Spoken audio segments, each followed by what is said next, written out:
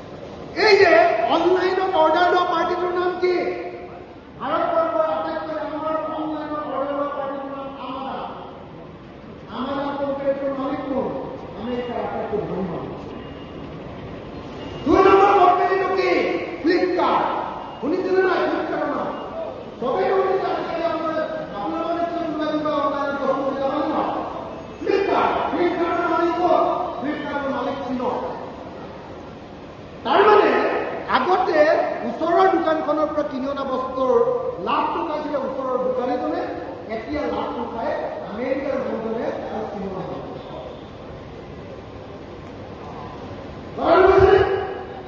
যদি আটাইতকৈ ডাঙৰ বেপাৰখন আমি আমেৰিকাৰ মানুহক দি দিওঁ, আটাইতকৈ ডাঙৰ বেপাৰখন আমি চীনৰ মানুহক দি দিওঁ, আৰু কি আপোনাৰ ধনী হ'ব?